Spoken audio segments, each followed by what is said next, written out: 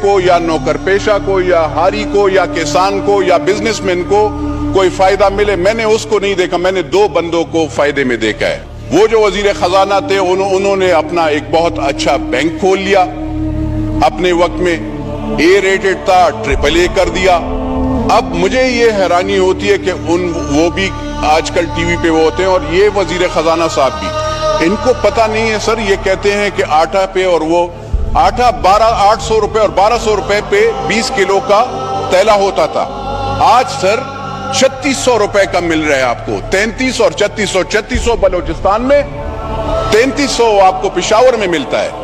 इनको मेरे ख्याल में चीनी का रेट पता नहीं है। पहले 50 रुपए की चीनी होती थी।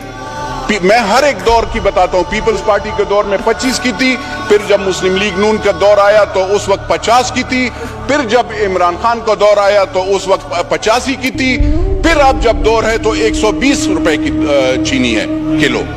मुझे बताएं इसमें गरीब बंदे को आप क्या, मैं यूरिया का बैग आप कहते हैं, हम यूरिया में जमींदार और मज़ारों को फायदा देते हैं। 800 रुपए की बोरी थी, इमरान खान साहब के दौर में 2600 के हो गई, अभी 3300-3700 पे चली गई।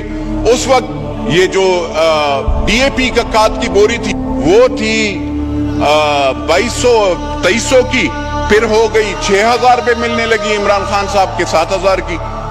अब जब हमारी जरूरत होती है मज़ारों की, जमींदार लोगों की, तो 13000 रुपए पे हमें DAP की खाद की बोरी मिलती है। आप अगर कारखानादारों को फायदा देते हैं, उसके साथ जमींदार और गरीब बंदे का कोई हारी का कोई नहीं होता। आप हम पे एहसान ना करें, आप पाकिस्तान के 70% लोगों पे एहसान ना करें। यूरिया आपके कारखानादार आपके अपने होंगे, किसी इदारे के होंगे, हमारे नहीं है। आप कारखानादारों से ले लेना, वो तो हमें कोई फायदा। दवाई आपको सर मैं बता दूं मैडम, आप मिनिस्टर ऑफ स्टेट साहिबा, दवाइयां महंगी हो गई हैं। आज आप 170% अगर फिर एक हम पे कर्ज का वो जो और भी डालना चाहते हैं, तो आपको पता है पहले भी मैंने यहां पे तकरीर की थी, तो उस वक्त के यहां पे, इससे पहले आपसे पहले अभी 2 साल पहले, तो उसके वजीर आजम को भी बहुत बुरी लगी थी और उस वक्त के वजीर खजाना को भी बुरी लगी और आप लोगों की भी बुरी लगेगी।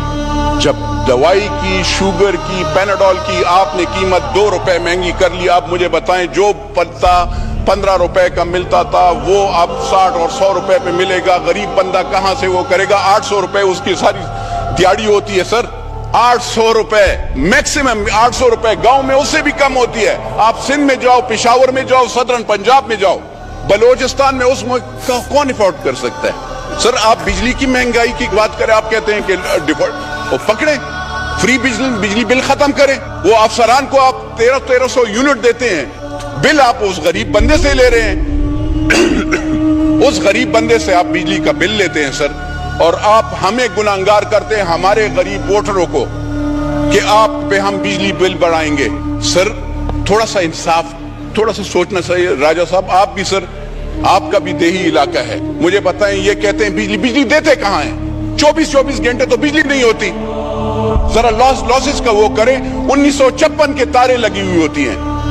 हम MNAs का काम नहीं है अपग्रेडेशन और वो करना, हम भी ट्रांसफार्मर लगाते हैं, गैस पाइप लगाते हैं, क्या ये हमारा काम है? नहीं, लेकिन हम ये काम करते हैं सर। और वो इदारे, वो अफसरान, गरीब बंदे को बिजली नहीं होती, हमारी माएं बहनें बिजली वहां पे गर्मी से जल रही होती हैं, और वो अफसरान ठंडे कमरों में बैठे होते हैं, बिजली वालों के भी। सर्दी में जो गैस वाले होते हैं उनके अफसरान, उनकी सैलरीज आपने देखी है, 60 लाख रुपए सैलरीज, 60 लाख रुपए तनख्वाह देते हैं। उसके साथ उसको लैंड क्रूजर, उसके साथ उसको पेट्रोल, उसके साथ उसको 5 स्टार होटल, उसके साथ आप उसके बच्चों और उसके साथ वो पता नहीं क्या क्या। और बोझ आप जब बोझ देंगे, ये जो चीज आप ला रहे हैं ना सर, ये वाली चीज है जो आपने हमें पेश की है, इसका क्या फायदा है sir? What is this basically? मुझे बताएं। ये आप गरीब बंदे पे पकड़े ना, जाकर 300 कनाल वाले घर को भी पकड़े, अपने आप को, ये और लीडरान को भी पकड़े, इनसे भी पूछे, टैक्स का जरा पूछे। आप कहते हैं अगर ये हम अमीर लोगों पे, आपने कौन से अमीर पे लगाया? आपका जो डिपार्टमेंट है उसमें सारे चोर पकड़े हुए हैं। कारखानादार से कौन रिश्वत लेता है? उसको छोड़ता है। मैं तो नहीं वो करता हूं। तो सर میری عرض یہ ہے, کہتے ہیں ذرا ترقیاتی بینک کے قرضے میں معاف کروں گا. کہاں پہ قرضے معاف کر دیں؟ جہاں پہ تو سیلاب آئے ہیں ان کے تو آپ نے قرضے نہیں معاف کر رہے. آپ یہ غازی خان, یہ ڈیرہ غازی خان کے, آپ یہاں پہ سندھ کے میرے بھائی, ان سے ذرا پوچھئے گا, بلوچستان کے وہاں پہ سیلاب آیا ہے, کتنے کے قرضے آپ نے معاف کیے ہیں؟ آپ نے ان کو کیا سبسڈی دی ہے, کیا فائدہ دیا ہے؟ کچھ دیا ہے؟ نہیں سر. تو میری عرض یہ ہے سر, وزیر خزانہ صاحب کہتے ہیں ایئر فیئر پہ 50,000 سے روپے سے ٹکٹ جب مہنگا ہوگا تو وہ اس پہ 20% ہم ٹیکس, فیڈرل ایکسائز ڈیوٹی. سر آپ دیکھیے گا, آپ سب ٹیکسز آپ کے سب سے زیادہ ہیں ہر چیز میں. پاکستان وہ ملک ہے جہاں پہ ٹیکسز ہیں, کوئی بینیفٹس نہیں ہے. اگر آپ ٹیکسز لگاتے ہیں تو کوئی بینیفٹ لگاؤ نا. یہاں پہ خالی ہمیں عوام اس وقت یاد آتی ہے جب آپ ووٹ لینے جاتے ہو, تو اس وقت جس وقت آپ اس پہ ٹیکس لگاتے ہیں تو اس وقت آپ کو سر یاد نہیں آتی. میری عرض یہ ہے سر کہ غریب کے لیے خالی نعرہ مت لگاؤ, غریب کے لیے سوچو بھی.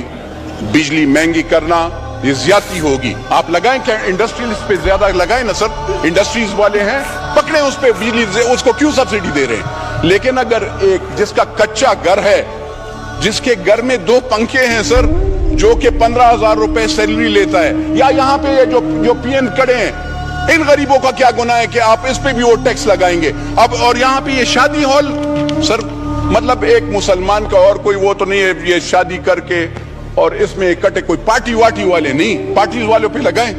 لیکن مجھے بتائیں سر کہ شادی یا اس میں بھی آپ جو سنت رسول کا وہ ہے, اگر لوگ اکٹھے ہوتے ہیں اور اس میں ہمارا ایک شرعی وہ ہے, لوگ اگر آتے ہیں اور اس میں سب اکٹھے ہو کر اس کو کھانا کھلائیں گے اور اس پہ آپ ٹیکس لگائیں گے, وہ مارکی والا, وہ ہوٹل والا, وہ دکاندار, خدا کی قسم سر ہم لوگوں سے ٹیکس لیتا ہے. ٹیکس کلیکشن والے چور ہیں, جو آپ کی ڈپارٹمنٹ ہے وہ چور ہے. ہم لوگ ٹیکس, پاکستان کی عوام ٹیکس دیتے ہیں سر. آپ کی ادارے, آپ ذرا ایف بی آر کو ذرا پہلے لگام ڈالیں نا سر. گرین چینلز پہ آپ کے وہ سمگلنگ ہوتی ہے. آپ کے یہاں پہ یہ وزیر خزانہ صاحب سے میں ذرا پوچھنا چاہتا ہوں کہ آپ نے کون سے قانون کے تحت ڈالر مافیا کے ساتھ نیگوسیشنز کی؟ کون سے قانون کے تحت آپ نے 275 روپے پہ ڈالر ان کے پاس لے کے گئے؟